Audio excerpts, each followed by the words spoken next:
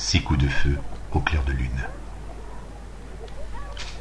Il n'est pas courant de tirer 6 coups de feu à la suite, alors qu'un seul suffirait.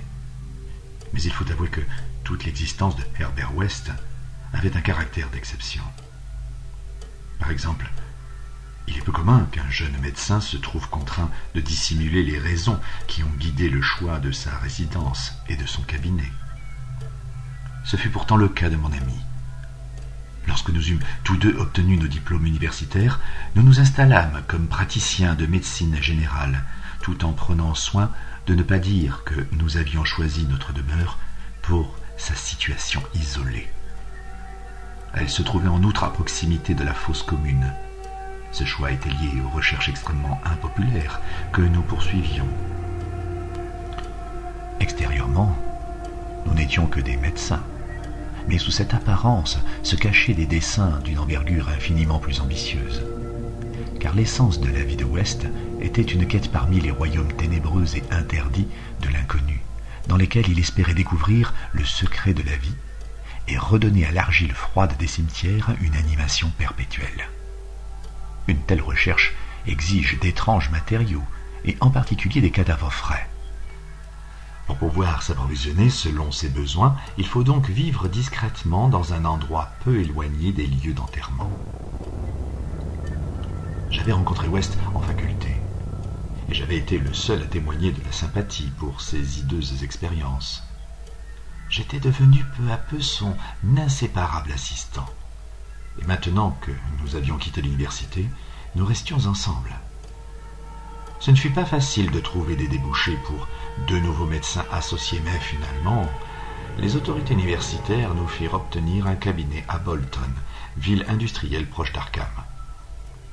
Les usines Worsted de Bolton sont les plus importantes de la vallée du Miskatonic, et leurs employés polyglottes ne sont pas des clients très appréciés des médecins locaux. Nous choisîmes notre maison très soigneusement, nous décidant enfin pour un cottage délabré près de l'extrémité de Pound Street, à 5 numéros du voisin le plus proche, et séparé de la fosse commune locale par une prairie traversée elle-même par une bande de forêt étroite et dense. La distance était supérieure à ce que nous aurions souhaité, mais nous ne pouvions trouver de maison plus proche, tout en restant dans le quartier de l'usine. Nous n'étions pas trop mécontents cependant, car il n'y avait personne entre nous et notre sinistre source d'approvisionnement. Il fallait un peu marcher, mais nous pouvions traîner nos spécimens silencieux sans être dérangés.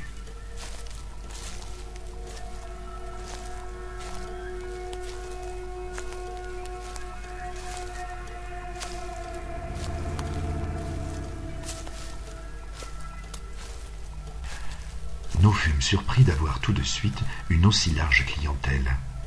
Les ouvriers de l'usine étaient plutôt turbulents, et en plus de leur effort physique, leur querelle fréquente au couteau nous donnait beaucoup de travail.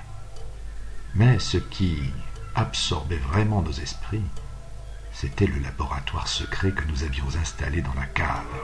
Le laboratoire avec la longue table sous la lampe électrique, où, aux petites heures du matin, nous injections souvent les différentes solutions de West dans les veines des corps que nous amenions de la fosse commune. West faisait des expériences passionnées pour trouver ce qui remettrait en mouvement un homme mort, mais il se heurtait aux obstacles les plus grands. La solution devait être différente pour chaque cas. Tout ce qui servait pour les cobayes ne pouvait pas servir pour les êtres humains, et les différents spécimens demandaient d'importantes modifications. Les corps devaient être très frais, car la plus petite décomposition des tissus cérébraux faussait la réanimation. Oui, le problème essentiel était de trouver des corps suffisamment frais. West avait eu des expériences horribles pendant ses recherches universitaires secrètes, avec des cadavres d'une fraîcheur douteuse. Les résultats d'une réanimation partielle ou imparfaite étaient bien plus redoutables que les échecs. Et nous avions tous deux des souvenirs atroces de ces événements. Depuis notre première expérience démoniaque dans la ferme abandonnée de Meadow Hill, nous sentions une vague menace et West, qui qui était par bien des aspects une espèce d'automate calme, blond aux yeux bleus, à l'esprit scientifique, avouait souvent en frissonnant qu'il avait l'affreuse sensation d'être poursuivi. Illusion psychologique due à ses nerfs ébranlés, mais renforcée par le fait indéniablement inquiétant qu'au moins l'un des spécimens que nous avions ranimés était encore en vie. C'était un terrifiant carnivore enfermé dans une cellule matelassée. Il y en avait un autre, notre premier cobaye, dont nous n'avions jamais connu le sort exact. Nous eûmes plus de chance avec les spécimens de Bolton. Cela faisait à peine une semaine que nous étions installés quand nous nous procurâmes un accidenté la nuit même de son enterrement. Nous réussîmes à lui faire ouvrir les yeux dans lesquels nous pûmes discerner une expression étonnamment rationnelle, mais l'effet de la solution s'arrêta là. L'homme avait perdu un bras. Si le corps avait été intact, nous aurions probablement mieux réussi. Entre cette expérience et le mois de janvier, nous fîmes 3 autres tentatives. L'une fut un échec total. La seconde provoqua des mouvements musculaires assez marqués. Et la dernière fut plutôt effrayante, car le cadavre se leva et émit un son. Puis vint une période où la chance nous fit défaut. Il y eut moins d'enterrements, et ceux qui avaient lieu concernaient des spécimens trop malades ou trop abîmés pour nous être utiles. Nous nous tenions au courant de toutes les morts et des conditions dans lesquelles elles se produisaient. Une nuit du mois de mars, cependant, nous obtîmes par hasard un spécimen qui ne venait pas de la fosse commune. À Bolton, l'esprit puritain avait interdit les combats de boxe, mais des rencontres clandestines avaient communément lieu parmi les ouvriers d'usine, et à l'occasion des professionnels peu connus étaient même invités.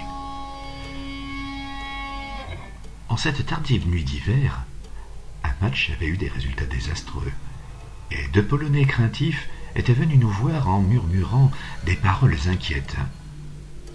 Nous les suivîmes dans une grange abandonnée où ce qu'il restait d'une foule d'étrangers apeurés regardait en silence une forme noire sur le sol. Le match avait eu lieu entre Kid O'Brien, un gaillard empoté, agité à présent de tremblements, avec un nez busqué qui ne ressemblait pas à un nez irlandais, et Buck Robertson, la fumée de Harlem. Le noir avait été mis KO, et un rapide examen nous permit de conclure qu'il demeurerait ainsi pour l'éternité. Il était laid et ressemblait à un gorille avec des bras anormalement longs, que je ne pus m'empêcher d'appeler des pattes de devant, un visage qui faisait penser aux secrets innommables du Congo et au battement du tam-tam sous une lune mystérieuse. Il devait avoir l'air encore pire de son vivant, mais le monde contient tant de laideur. La foule pitoyable était apeurée, car ils ne savaient pas ce que la loi leur réservait si l'affaire n'était pas étouffée. Les hommes furent reconnaissants à West lorsque celui-ci, malgré mon involontaire frisson, leur proposa de les débarrasser en secret de la chose. Pour une raison que je connaissais trop bien. Nous entrâmes dans la maison par la porte de derrière, descendîmes l'objet dans la cave et le préparâmes pour l'expérience. Nous avions très peur de la police, bien que nous eussions soigneusement minuté notre voyage pour éviter la seule patrouille du secteur. Le résultat fut peu passionnant, car notre butin resta insensible à chaque solution que nous injectâmes dans ses bras morts, solution préparée pour des expériences réservées à des spécimens de race blanche. C'est pourquoi, comme l'aube approchait dangereusement, nous fîmes ce que nous avions fait avec les autres. Nous traînâmes la chose à travers champs jusqu'au petit bois à côté du cimetière et l'enterrâmes dans une tombe que nous réussîmes tant bien que mal à creuser dans le sol gelé. La tombe était peu profonde, mais aussi bonne que celle qui nous avait servi pour le spécimen précédent, celui qui s'était levé et avait émis un son. À la lueur de nos lanternes, nous la recouvrîmes de feuilles et de racines, à peu près certains que la police ne la trouverait pas dans une forêt si sombre et si dense. Le jour suivant, j'eus peur des autorités, car Impatient nous rapporta des rumeurs sur un combat et une mort suspecte.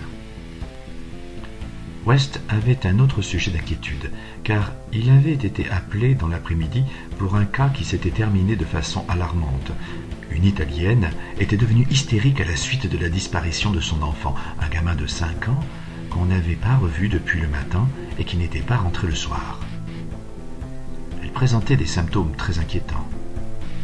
L'enfant avait déjà disparu plusieurs fois, sa crise était donc inexplicable. Mais les paysans italiens sont très superstitieux, et cette femme semblait aussi effrayée par des présages que par des faits. Elle était morte vers 7 heures du soir, et son mari, perdant la tête, avait essayé de tuer West, à qui il reprochait de ne pas l'avoir sauvé. Des amis l'avaient retenu quand il avait sorti un poignard, et West était parti au milieu de ses cris inhumains et de ses malédictions et de ses serments de vengeance. Dans son chagrin, l'homme semblait avoir oublié son enfant, que l'on n'avait toujours pas retrouvé dans la nuit. On parla de faire des recherches dans les bois, mais la plupart des amis de la famille étaient occupés à habiller le cadavre de la femme et à calmer le mari. La tension nerveuse de West avait dû être énorme.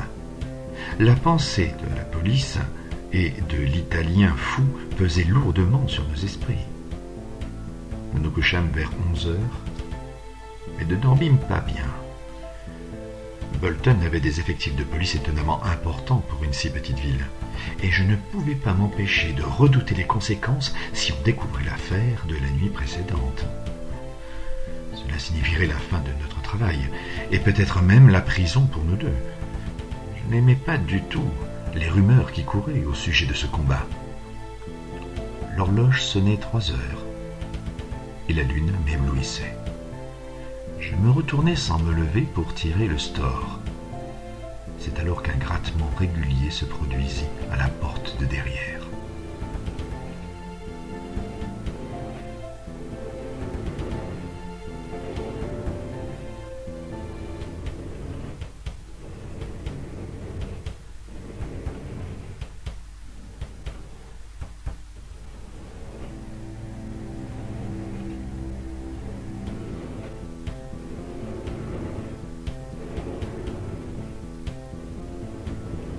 Je demeurai immobile, un peu interdit, lorsque j'entendis West frapper à ma porte. Il était en robe de chambre et en pantoufles, et tenait un revolver et une lampe électrique. À voir cette arme, je conclus qu'il pensait plus à l'Italien fou qu'à la police. « Nous ferions mieux d'aller voir tous les deux, chuchota-t-il. Il ne servirait à rien de ne pas répondre, et ce peut être un client. Cela ressemblerait bien à l'un de ces idiots de frapper à la porte de derrière. » Nous descendîmes donc l'escalier sur la pointe des pieds avec une crainte à demi justifiée. Le grattement continua et s'amplifia. Quand nous nous trouvâmes devant la porte, je la déverrouillai prudemment, puis l'ouvris brusquement et, tandis que la lune révélait la silhouette, West commit un acte étrange. Sans craindre d'attirer l'attention et d'amener sur nous les recherches de la police, ce qui ne se produisit pas grâce à l'isolement de notre maison, mon ami déchargea les 6 cartouches de son revolver sur le visiteur nocturne, et cela brusquement, intempestivement et sans nécessité apparente. Car ce visiteur n'était ni l'Italien ni la police. Se détachant hideusement contre la lune spectrale, il avait une silhouette gigantesque, difforme, cauchemardesque. C'était une apparition sur 4 pattes, aux yeux vitreux, d'un noir d'encre, couvert de moisissures, de feuilles, de racines répugnantes, avec des plaques de sang séché, tenant entre ses dents luisantes un objet blanc comme neige, cylindrique, avec au bout une petite main.